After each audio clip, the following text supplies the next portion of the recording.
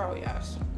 You want to know how to make these banana chocolate pancakes. If you have recently gone vegan or plant-based and you've been trying to figure out what to do with pancakes because there's no eggs, no butter, how do you make them taste good? I'm about to show you. Follow me. Let's get into it. So we're going to start with banana, and we're only going to need one. Now, obviously the riper, the better, but even if it's not that ripe, don't worry about it. Bananas are mashable. They'll make it work.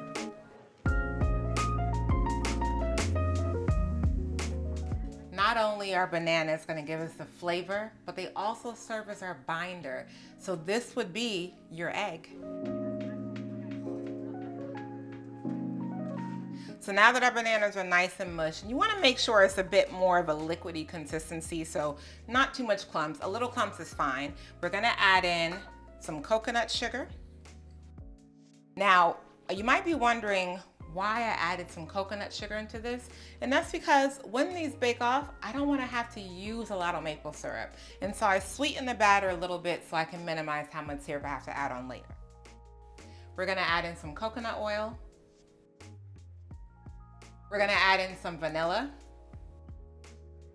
If you're wondering why that vanilla is so sticky, it's because I'm using vanilla bean paste, which I prefer to using vanilla extract. And then lastly, we're gonna add in some nut milk. I'm using hemp milk, but you could use whatever plant-based milk you have. For our dry, I'm gonna sift in some flour. I am using a spelt flour.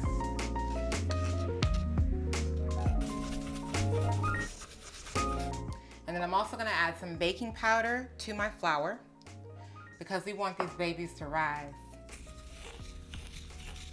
And then lastly, I'm gonna add a little bit of salt because it's not about it being salty, but you know, salt always elevates and brings out the flavor. So just a little bit to bring out that flavor. And you don't wanna overmix here, just enough.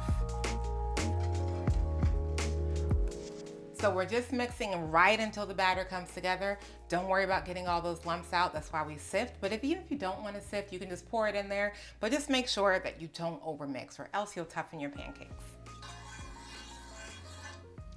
The inspiration for these pancakes came at a time when I was really struggling with this whole switching to plant-based thing. You see, I love pancakes and waffles and biscuits and French toast. And I was like, how am I gonna make this taste good? I really just need a good pancake, but I can't use the eggs, so I'm gonna do. So I went on the internet and I found this blog, Let's Be Vegan, by this woman named Chantal. If you are not already following her blog, then you need to. This sister takes vegan food and just makes it look amazing and taste amazing, and it's very approachable. So she had a recipe on there for banana chocolate pancakes, and I was like, oh, I made it, realized how easy it was, and then of course, you already know me. I love recipes as a guide, but I always do my own thing. So this recipe is an adaptation of hers, but just want to shout out Let's Be Vegan. If you're not already following her, definitely do it. So now our oil is ready. Let's get these pancakes on.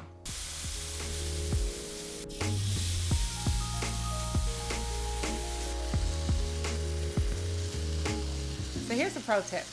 You ever notice if you've ever made banana chocolate pancakes or any type of pancakes with chocolate in them, that when you flip them, that chocolate tends to burn and sear? Well, what you can do is when you're putting your chocolate chips on, you want to make sure that you poke them down and cover them with a little bit of batter so that when you flip them, they are actually not exposed and you still get all the goodness of the chocolatiness without the burnt part.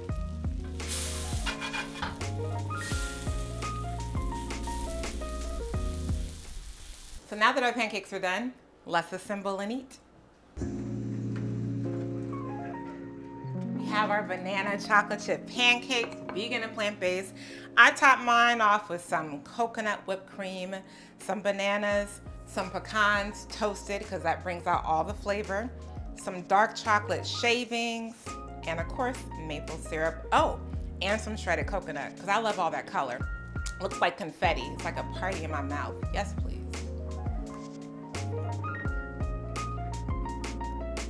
Girl, yes. Wow. This brings it back. This reminds me of what I used to eat when I wasn't vegan. And it's so nice to know that I can still eat it now that I am plant-based. Come on now.